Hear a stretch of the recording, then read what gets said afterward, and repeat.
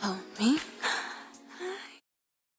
Hi, everyone. This is Ravon Unfiltered, an update episode to see what has been going on this past year where I have kind of dropped from the scene. And I'm sorry about that. But hey, that's what happens. It's off. So to give you an update, I'm just going to let you know after we recorded episode 4, a lot transpired. I was currently traveling in Africa and we were in Ethiopia, and I technically, how can I put this, financially was held hostage in Ethiopia because the government wanted to charge us for every day that we were there since January, even though we extended our visas, had proof, used the correct channels, spoke to the correct people, had the stamps and everything. Unfortunately, when it came to the actual process of how they handled us, they decided to go ahead and charge us for each single day. So as much as we wanted to avoid it in order to leave the country without dealing with being detained, and I currently was pregnant, I had to cough up all the money and we had to deal with all of that while I was pregnant. So I found out I was pregnant in March. In January, we were good for 6 months based off of what the paperwork for our extension. So in May, we found out that we were not in good standing with the immigration. And it ended up being a really bad headache and a horrible experience for me, all while dealing with being attacked by a parasite. My first trimester of my pregnancy, we're dealing with me not being able to hold down any food. I'm completely unwell, can't get out of the bed, saying prayers, hoping that I can make it through, because at that time, the parasite was there for at least a couple of months. This was not your normal stomach flu or food poisoning, so we did try the raw meat, which, I like on my steak medium rare or medium. When not the cow slapped and cut and handed to me. I don't do that. So unfortunately, I did what the locals do, and that caused me some horrible issues, and I would never suggest that to anyone. My body has not built up the antibodies like the locals have there to ingest that. So this is going to be a very brief version of the longer version of what actually happened, because that's a whole episode long. So while I was dealing with that pregnancy, going back and forth to immigration, for about 3 months. We exited on June, went to Kenya, was dealing with my pregnancy, trying to find a midwife, and going from Airbnb to house because we was trying to lock in a long-term rental or some property, but we dealt with some very shady people that saw foreigners, and it's like, that's a bag, let's try to get money instead of trying to actually do good business. So because of that, we end up not having a good stay, and in the process, we finally at the very end found a couple of good people to work with. It was the same thing with Ethiopia. Everything was kind of shaky, and then when we went through the roughness of dealing with people and trying to figure our way out, at the end we ended up finding some good people. Like my assistant, shout out to Arsema. She was there with me from day one. She was my only assistant from December all the way up. And I end up keeping her all the way until the day I left. She cried when I got on the airplane to go to Kenya, and I really wanted her to get her passport so she can travel the world. But Ethiopia gives their own people a hard time to do things, let alone foreigners to do things. So with all of that being said, I end up going through a lot from the time I recorded that episode in episode 4 in April all the way up until I ended up getting rushed to the hospital. Well, I went to the hospital for a checkup, and I was preparing to have my baby by the ocean on the Kenya shore in Malindi. But what ended up happening is I went for a checkup because my blood pressure was way too high. I felt unwell the day before. And then when they checked, my blood pressure was too low. And they said, let's run some tests. So I'm just sitting there having a good day, supposedly. And the next thing I know, hours later, the guy comes in and looks and looks at me like there's something wrong with his face. And I was like, what's wrong with your face? Every time you come here, we talk, we laugh, we chat. You tell me you're going to draw some blood, you're going to run some tests. Things are only going to take a little bit of time. Don't worry about it. So I'm just sitting there. If you know you're about to have your last meal, at least prepare me. I didn't get a chance to get the steak I wanted. And believe me, every time I asked for a steak, it was never no real ribeye. It was some cut of some meat. I don't even know if it was horse, donkey, maybe steak here and there. I don't know. Chuck, not ribeye, not tenderloin, none of that. So yeah, girl couldn't even get a good meal. And there were some good places in Kenya that have some good food now. But I was not prepared because early that morning, I went to one hospital to get checked, and they were like, nothing's wrong. So my midwife told me to come to her hospital. She said, something's off. You had a bad night before. Let's check you. So they checked me, and when the guy's coming in with this weird looking face, he's like, hey, so we either have to do a cesarean section right now, or we may lose you and the baby. I said, excuse me? You have to do what? This is insane. I've had 5 other children, never had a cesarean section, and I've been fine. I've had other issues. Yes, I have hypertension, preeclampsia, all of that, but never had to do this. So I cried. I called my mom, my mother-in-law, and I was trying to ask both of them who have had cesareans, should I do this? I think these people are lying to me. I'm scared. I'm in a place far away from everyone. On my support system, when it comes to the lady factors, are not there. My husband's there. My midwife is there. My 16-year-old is here. My 2-year-old is here. But the other people that have experienced this C-section, especially on the emergency side, as a woman, you kind of would want to cling to your mother, someone who's really close to you. So I cried and I said, fine, save my baby. Do whatever needs to be done. We got everything. They told us they would not do the surgery without payment first. Here I am again, throwing another curveball, and I'm still expected to hit it out the park.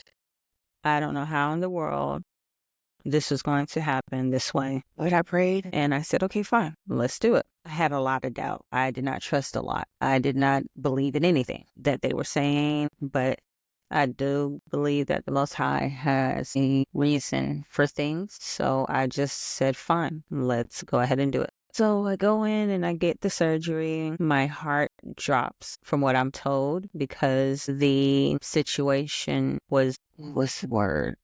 My heart took a decline, just ended up having issues.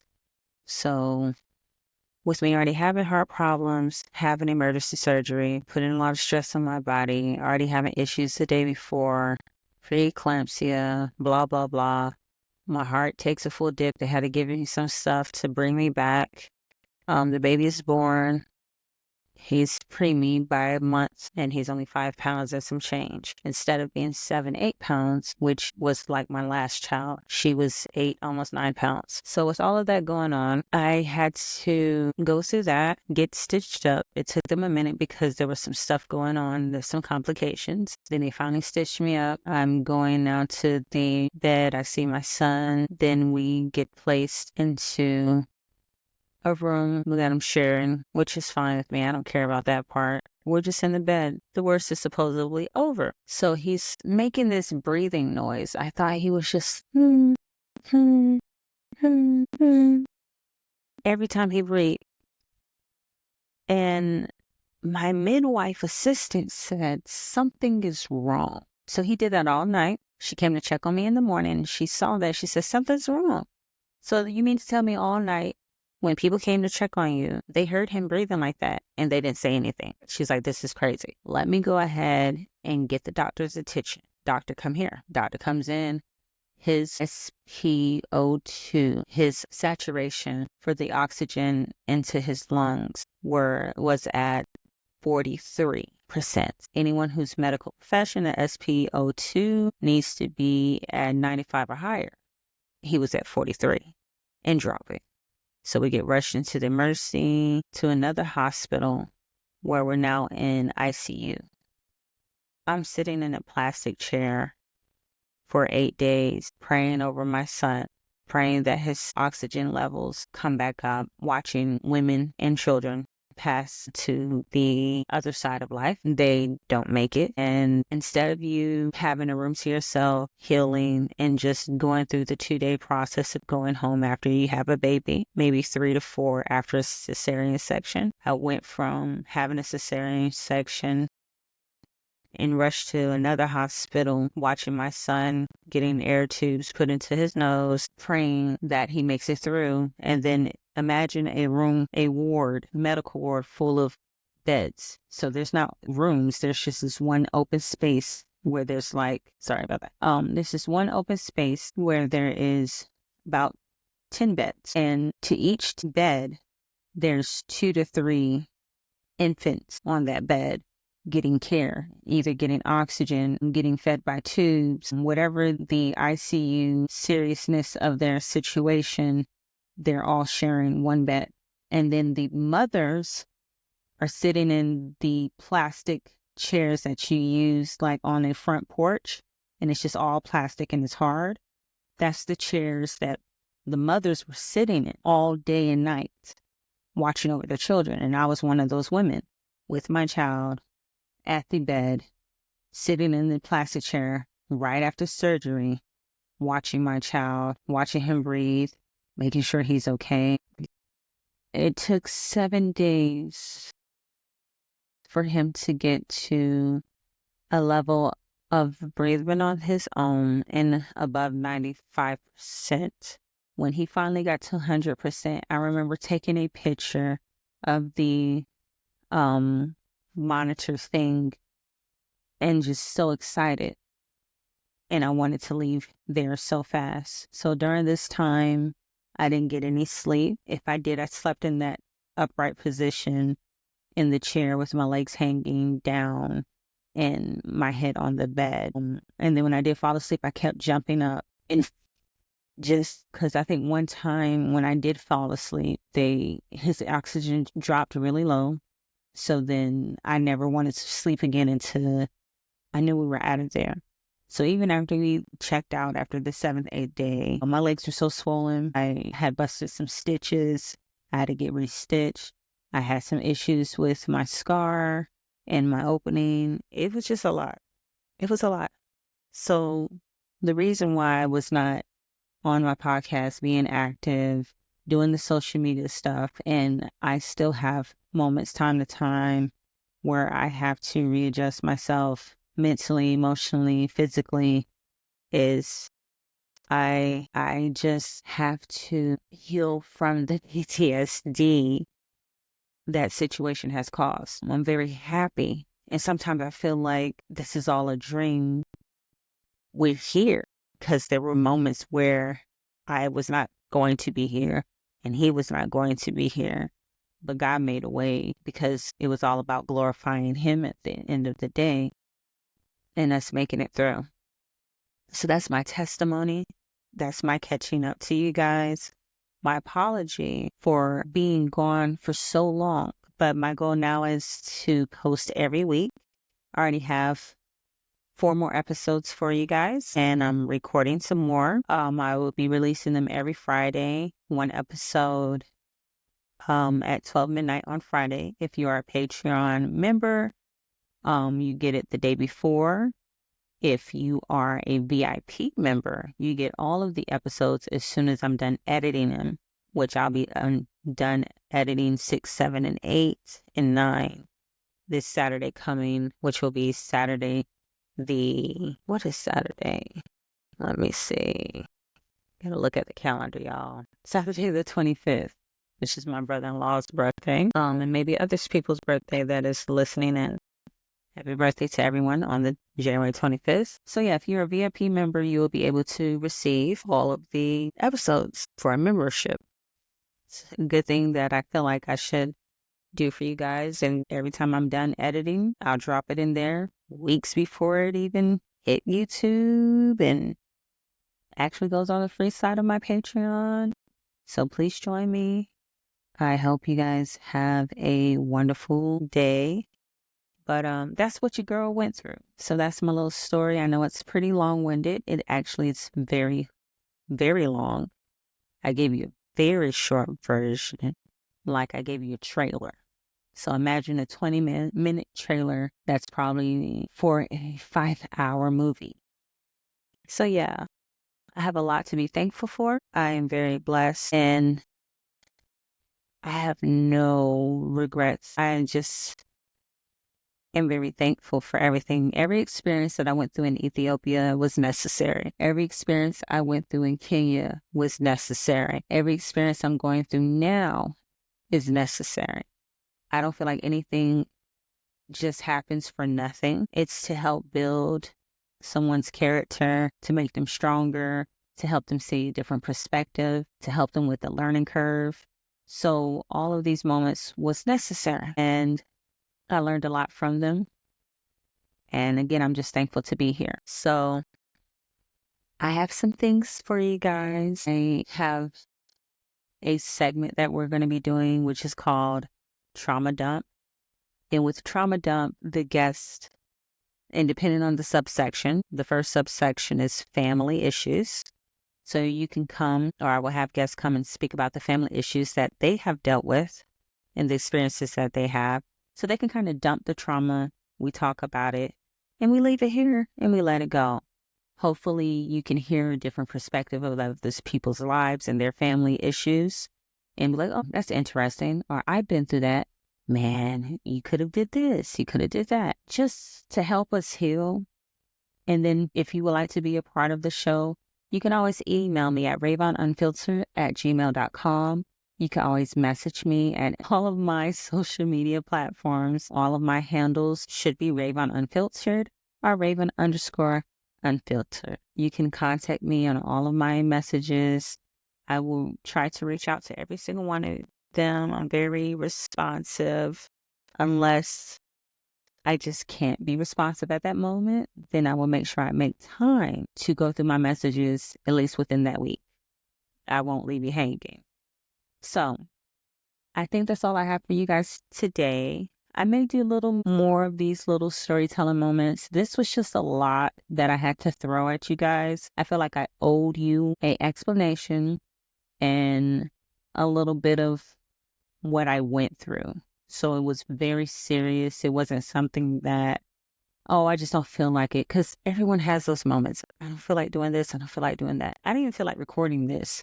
I've been avoiding this conversation for the past month or two. My son is 2 months old. I was supposed to do this like right after I got done.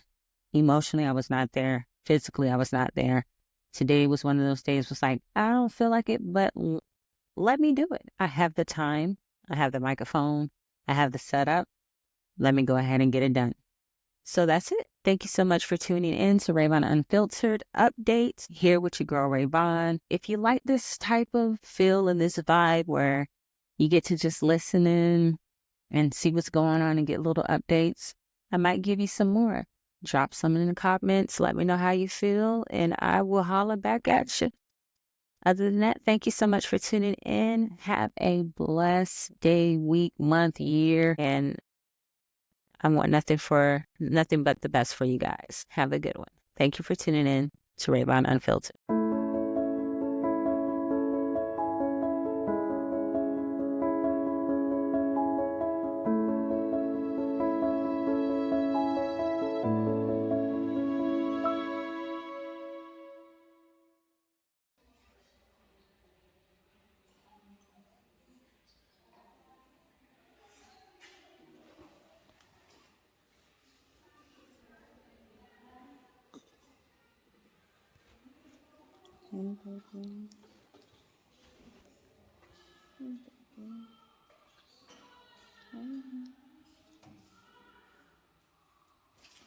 How are you doing?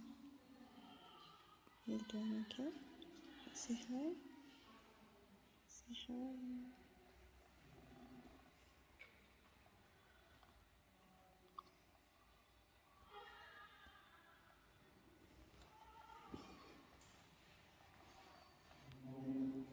Have a wonderful day, and thank you so much for watching Ravon